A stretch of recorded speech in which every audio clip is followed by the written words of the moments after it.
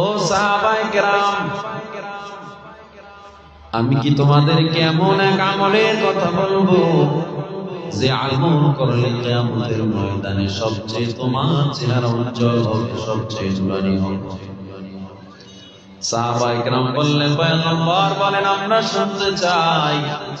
আমার নবী বলে, সাহাবা, মান করা সূরাতুল আসর ফিন নফলি, যারা নফল নামাজে বেশি সূরা আসর তেলাওয়াত করবে, সময় পেলে সূরা আসর তেলাওয়াত করবে, উজুহুশ শামস, কিয়ামতের ময়দানে তার চেহারাটা সূর্যের মতো চমকাইতে থাকবে, উজ্জ্বল হয়ে থাকবে। আর কে দাদ আমিলে সাল্লুদাম আতিশে দোজখ শাওয়াত ওয়া হারাম। তাহলে সূরা আসর আল্লাহ তাআলা কি বললেন? আল্লাহ তাআলা বলেন, ওয়াল আসর, সময়ের শপথ,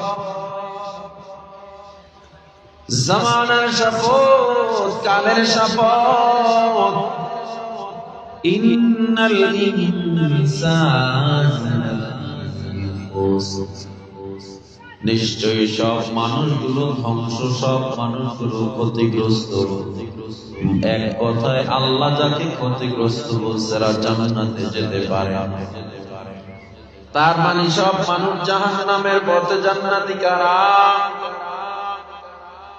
আল্লাহ তাআলা বলেন, বাইরের মাইক বন্ধ করে, আযান চলতেছে, বাইরের মাইক আউট মাইক। আল্লাহ তাআলা বলেন, ওয়ালা আস, সময়ে শপথ, ইন্নাল ইনসানা লাফি খুসর, নিশ্চয়ই সব মানুষ ধ্বংস, সব মানুষ ক্ষতিগ্রস্ত। ইল্লা, তবে সবাই না, কিছু মানুষ জান্নাতে যাবে। ও আমার মুসলমান ভাই, কিছু মানুষ যে জান্নাতে যাবে, এর মধ্যে আমরা যেতে চাই কি চাই না? কি করা হয়েছে? এই কাজ করে কোন অপরাধ?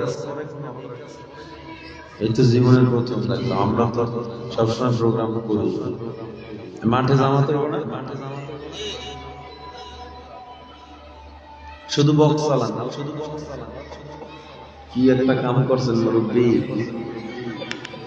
সব একসাথে সিরিজ বের করে ফেলাইছেন। তাইলে শুধু মাঠে বক্স চালান। আল্লাহ আল্লাহ আল্লাহ।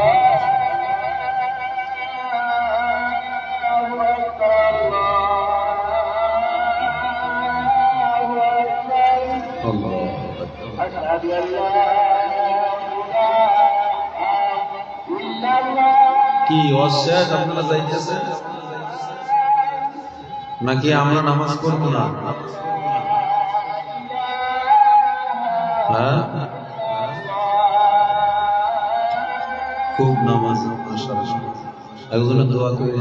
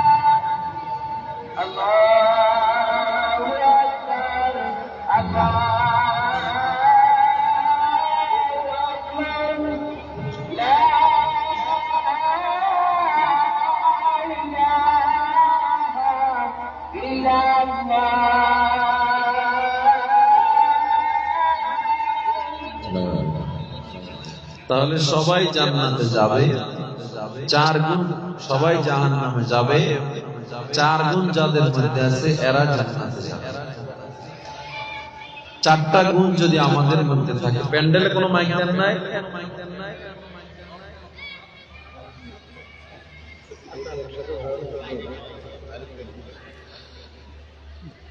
তাই চার গুণ যদি আমাদের মধ্যে থাকে আমরা জান্নাতে চলে যাব। এই চার গুণ আমাদের মধ্যে থাকা চাই এবং এখন থেকে এই চারটা গুণের উপর প্রতিজ্ঞাবদ্ধ হব। কে কে রাজি আছে একটু হাতটা দেখাই দিন।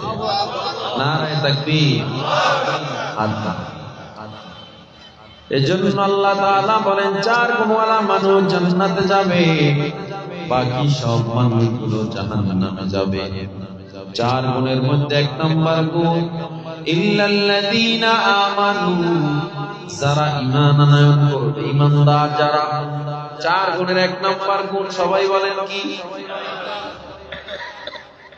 আল্লাযীনা আমানু ওয়া আমিলুস সালিহাত।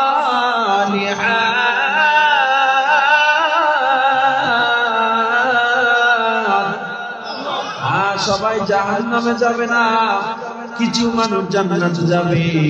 এদের মধ্যে চারটা গুণ থাকা লাগবে। এক নম্বরে পাইলাম আল্লাযীনা আমানু, যারা ঈমানদার। ঈমানদার কারা?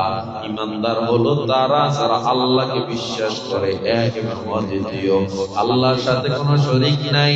লা তুশরিক বিল্লাহ, আল্লাহর সাথে কাউকে শরীক করা যাবে না।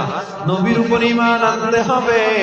আমার নবী বলেন আনা খাতামুন নাবিয়্যিনা লা নাবিয়্যা বাদি, আমি শেষ নবী, আমার পরে আর কোনো নবী আসবে না। এই কথার উপরে আমরা ঈমান আনছি কি আনি নাই? তাহলে শেষ জামানায় এসে কেউ যদি নবী দাবি করে, মুসলমান না কাফের? কাদিয়ানী মুসলমান না কাফের? কাদিয়ানীদেরকে যারা কাফের বলবে না তারাও কাফের। ঠিক নজরে বলে ওয়াল ইয়াউমিল আখির, ইমানদার হওয়ার জন্য আরো শর্ত। কিয়ামতের দিনকে, পরকালকে বিশ্বাস করতে হবে। করেন আপনারা? ওয়া রাসূলি, নবীদেরকে রাসূলদেরকে বিশ্বাস করতে হবে। ওয়াল কদরি, তাকদীরকে, ভাগ্য আমার, খাইরিহি, ভালো আর শাররিহি, মন্দ, মিনাল্লাহি তাআলা, আমার ভাগ্যের ভালো মন্দ সব হয় কার পক্ষ থেকে? মানেন তো আপনারা? তাহলে দেখা যায় চার গুণের এক গুণ আমাদের মধ্যে আছে। সবাই বলি আলহামদুলিল্লাহ। কিন্তু জান্নাতে যাওয়ার জন্য আরো কয়টা গুণ লাগবে? আছে কয়টা আমাদের? আরো কয়টা লাগবে? আর তিনটার মধ্যে দ্বিতীয় নাম্বার গুণ ওয়া আমিলুস সালিহাত।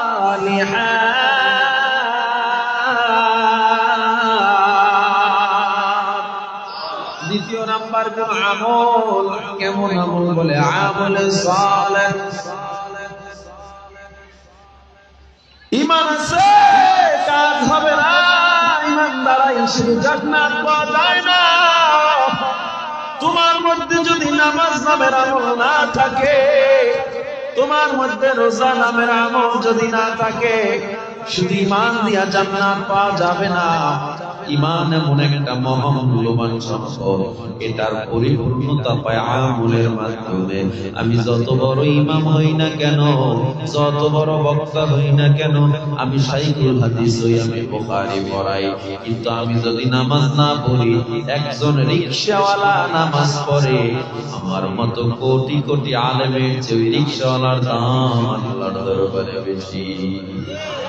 কেন? কারণ সে নামাজ পড়ে। আমল দ্বারা ঈমান আর বেঈমানের পার্থক্য হয়। আমল এক মহামূল্যবান সম্পদ। ঈমানদারের জামানায় অভাব নাই। আল্লাহর রাসূলের মানলেই তো ঈমানদার, পরকাল বিশ্বাস করলেই ঈমানদার। কিন্তু কয়জন ঈমানদার পাওয়া যায় ঠান্ডার মধ্যে ওযু বানায়া এরপরে ফজরের সময় নামাজ আদায় করে? কয়জন পাওয়া যায়? এই জন্য ঈমান থাকলেই হবে না, আমল লাগবে। আমলের মধ্যে এক নাম্বার আমল নামাজ। ইন্নাস সালাতা তানহা আনিল ফাহশাই ওয়াল মুনকার। নামাজ তোমার এমন এক ইবাদত যে এই নামাজ যদি ঠিক থাকে, অন্যান্য খারাপ কাজগুলো অটোমেটিক তোমার থেকে ফিরে লাগবে। আউয়ালু মা ইউহাসাবু বিহিল আবদু ইয়াওমাল কিয়ামাতিস সালাহ, কিয়ামতের দিন সর্বপ্রথম নামাজের হিসাব নেওয়া হবে। নামাজ, রোজা, হজ, যাকাত, পর্দা সব ঠিক আছে, কিন্তু মা বাবার খেদমত করেন না, এই নামাজের দাম আল্লাহর দরবারে নাই।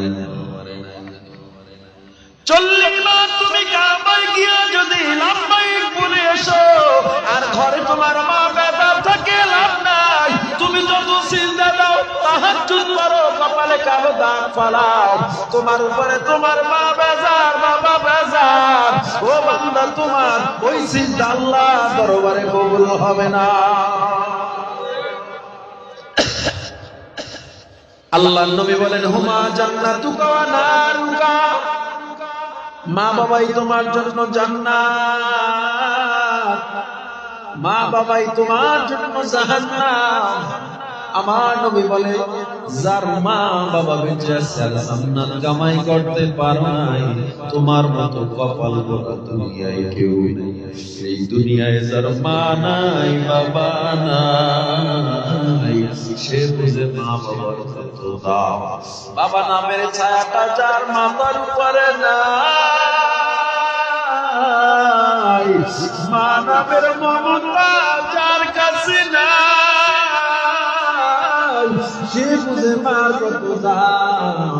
আল্লাহর নবীর দরবারে একজন আগন্তুক এসে বলেন, ইদা জা রাজুলুন ইলা রাসূলিল্লাহি সাল্লাল্লাহু আলাইহি ওয়াসাল্লাম, নবীর দরবারে এসে পয়গম্বর, ও নবী আমার, মান আহাব্বু বিহুসনি সাহাবাতি, মা বাবার মধ্যে কে আমার বেশি কাছের হবে, কার কার সাথে বেশি সৎ ব্যবহার করব? ক্বালা উম্মুকা, আমার নবী বলে তোমার মা। ক্বালা তুম্মা, আমার নবী এরপরে কে? ক্বালা উম্মুকা, নবী আবার বলে তোমার মা। ক্বালা তুম্মা, আমার নবী এরপরে কে? ক্বালা উম্মুকা, নবী আবার বলে তোমার মা। মায়ের নাম কয়বার বলেছে? বাবার নাম একবার। ক্বালা আবাকা, বাবার নাম একবার, তার মানে বাবার দাম অনেক কম। না না, এখানে তিনবার মায়ের নাম বলার কারণ বুখারী শরীফের শারহ ফাতহুল বারীতে উল্লেখ করা হয়, এখানে নবী তিনবার মায়ের নাম বলার পিছনে তিনটা কারণ। তিন দিকে লক্ষ্য করে মা মায়ের নাম আগে তিনবার বলেছি, ওই তিনটা কষ্ট যা মা সহ্য করে পৃথিবীর কোনো বাবা সহ্য করে না। এক নম্বরে গর্ভধারণের কষ্ট। তোমার আমার পেটে যদি 1 কেজি একটা পাথর বেঁধে দাও, একদিন 2 দিনের বেশি রাখতে পারবো না। আর তোমার আমার মা 10 মাস পর্যন্ত গর্ভে ধারণ করলো, ডান কাছে মা রাত্রে শোয়, ঘুমাইতে পারে না, বাম কাছে মা, বাম পাশে পেটটারে ঘুরায় মা, ঘুমাইতে পারে না, পেটের যন্ত্রণা, একা একা পুরো ঘর রাতে হাসে, দুনিয়ার কেউ জানে না। এইদিকে তাকে আমার নবী মায়ের নাম একবার বলেছে, গর্ভধারণের কষ্ট। দ্বিতীয়বার নবী মায়ের নাম কেন বলেছে? বলেছে এর সময় প্রসব বেদনার কষ্ট। এই কষ্ট এত মারাত্মক, পৃথিবীর কোন বাবা সহ্য করতে পারতো না। হে মুসলমান, মেডিকেল সায়েন্স বলে, চিকিৎসা বিজ্ঞান বলে, কোন মানুষের ব্যথা যদি 40 ইউনিট হয়, ওই মানুষ দুনিয়ার জন্য আর বাঁচতে পারে না। কিন্তু তুমি আমি যখন দুনিয়াতে আসছি, মায়ের ব্যথা ছিল 56 ইউনিটে হয়েছে। 40 ইউনিট ব্যথায় যেখানে মানুষ মারা যায়, 56 ইউনিট ব্যথা মা সহ্য করলো।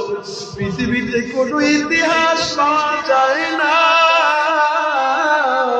মা ব্যথার কারণে রাগ করিয়া কারণ মেরে ফেলছি, বরঞ্চ পাওয়া যায় ইতিহাস খুশি হয়ে মা বুকে জড়ায় সব ভুলে গেছে। আসলা মানুষ দুনিয়াতে লাথি দিয়ে মায়ের কলি জাতি, তারপরেও মা কত খুশি, তারপরেও মা কত খুশি। সন্তান বিনে কিছু বুঝে না, যেই মায়ের পদতলে জান্নাত সন্তানের ঠিকানা। মায়ের মতো দরদি কেউ এই দুনিয়ায় পাইবা না। যেই মায়ের পদতলে জান্নাত সন্তানের ঠিকানা। আমি যখন ছিলাম আমার মায়ের উদরে, চলাফেরা করতে যে মা কত কষ্ট করে। আমার সন্তান মুখ দেখে মায়, আমার সন্তান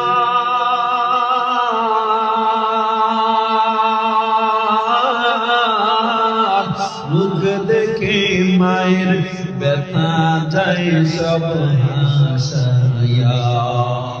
ও আমার প্রাণের মা, মা গো মা, কোথায় গেলে মোরে ছাড়িয়া। জনম দুঃখী এতিম আমি, চায় না কেঁদো ফিরিয়া। খিদমতে মাদার পেদার কুন সুবন শাম, তাকে বাসি দর্দ আলম হে কোনা। হে মুসলমান আল্লাহর গোলাম, 4 গুণওয়ালা মানুষ জান্নাতে যাবে। 1 নাম্বার ঈমান, 2 নম্বরে আমল। কিন্তু আমলের মধ্যে নামাজ আছে, রোজা আছে, পর্দা আছে, মা বাবার খেদমত নাই, লাভ নাই। হে যুবক, আল্লাহ তাআলা বলেন ফালা তাকুল লাহুমা উফিন ওয়ালা তানহারহুমা وقل لهما قولا كريما।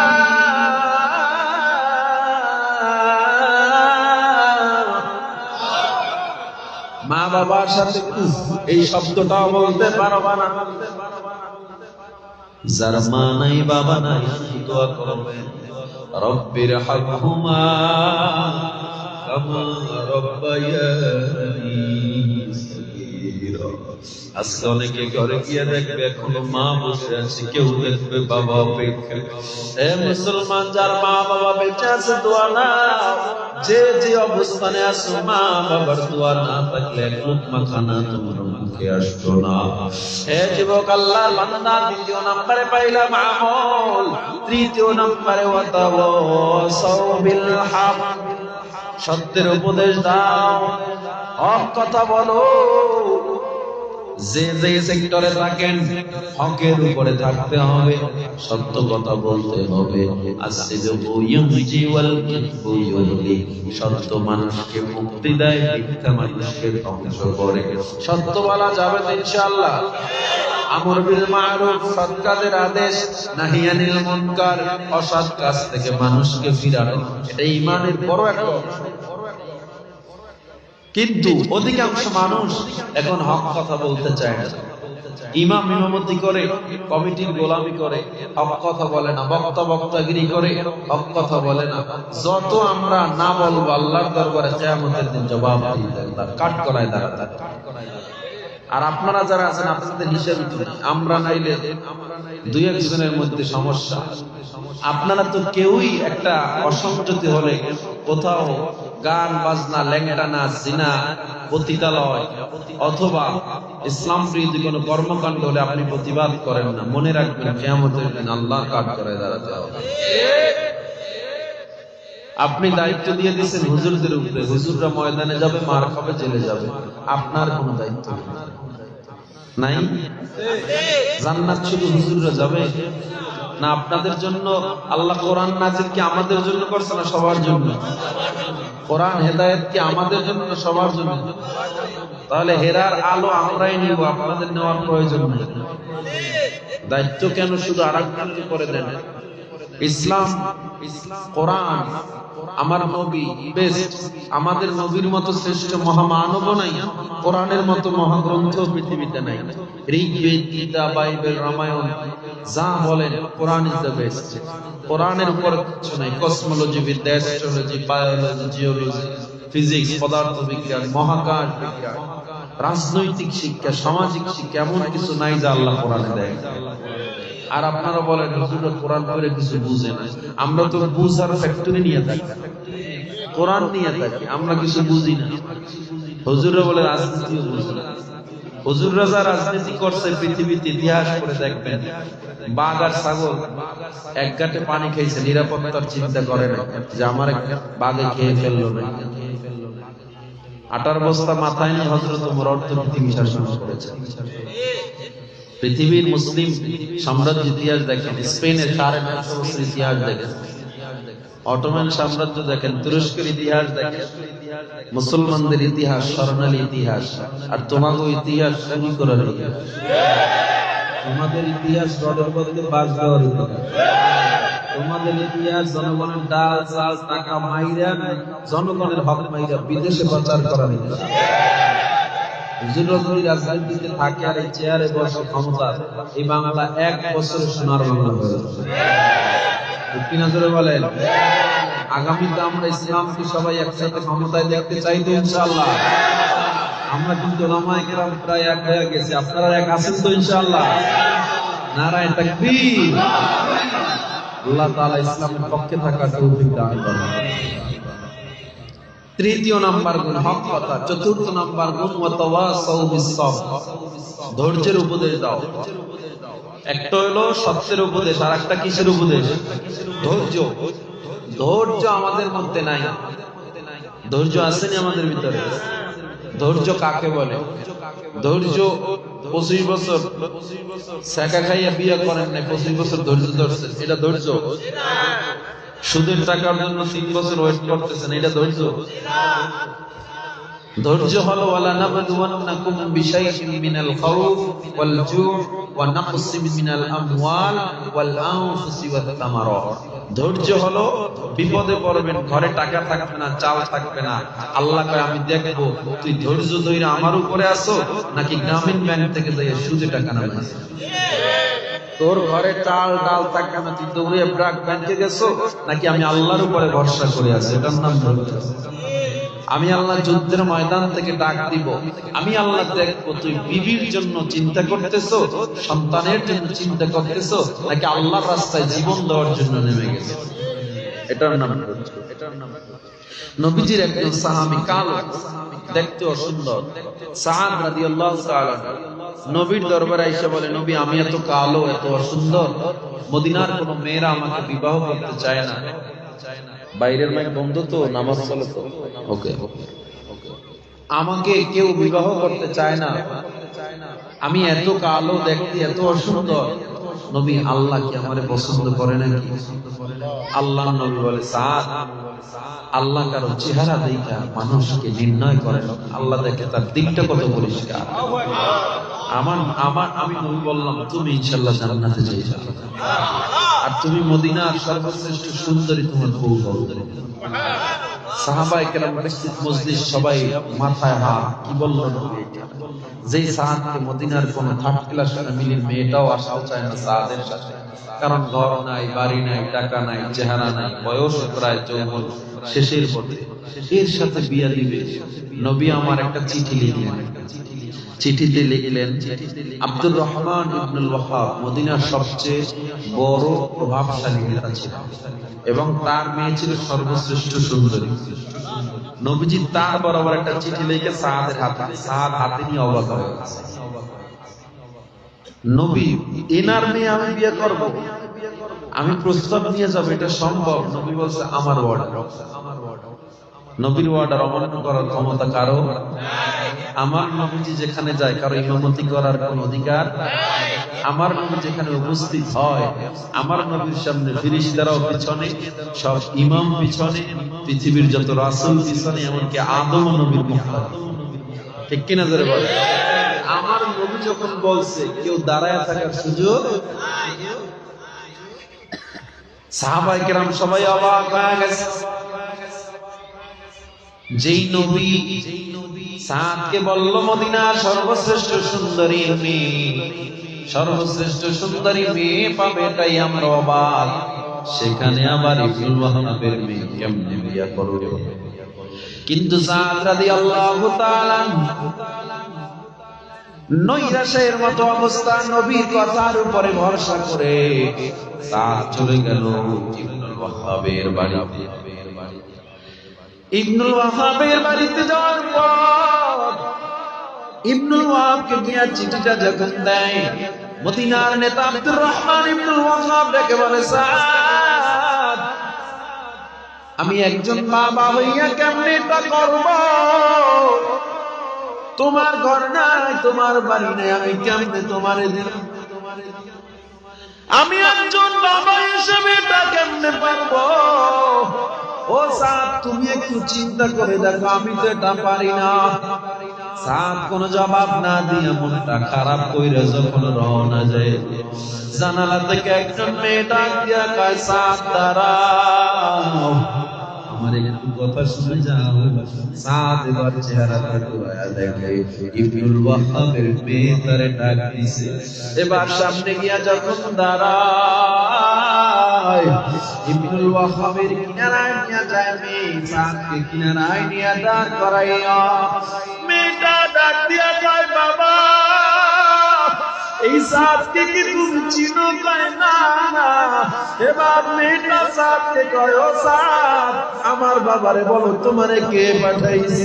সাদ বলে, আমার রহমাতুল লিল আলামিন পাঠাইছে। মেয়েটা ডাক দিয়া কয়, ও সাদ, তুমি আমার বলো কে তোমারে পাঠাইছে? সাদ ডাক দিয়া আমারে আমার নবী পাঠাইছে। মেয়েটা ডেকে বলে, বাবা গো, তুমি কি শুনো না, নবীর মতো মানুষ আমাকে সাদের বউ হিসেবে পছন্দ করেছে। তুমি রাজি থাকো না থাকো, আমি সাদকে ছাড়া কোন পুরুষের সাথে বিবাহ বসব না। এবার রাজি হয়ে গেল বাবা। ও মা, আমি তোমার দিকে তাকাইয়া রাজি হই নাই, তুমি যেহেতু রাজি হইছো আমার কোনো আপত্তি নাই। সুবহানাল্লাহ। সাদ যখন মজলিসে চলে গেল, আমার নবী কয়, সাদ সংবাদ কয়, নবী আপনি তো মহামানব, আপনার কথা কি আর অমান্য করবে পৃথিবীর মানুষ? ও নবী, আমার মেয়ের রাজির বাবাও রাজি হয়ে গেছে। গোটা মজলিস আলহামদুলিল্লাহ বলে উঠছে। আমার নবী এবার নিজে ঘটক, আবার নিজেই বিয়ে পড়াইতেছে। আমার নবী আবার সাদকে ডাক দিয়া কয়, সাদ, আমারে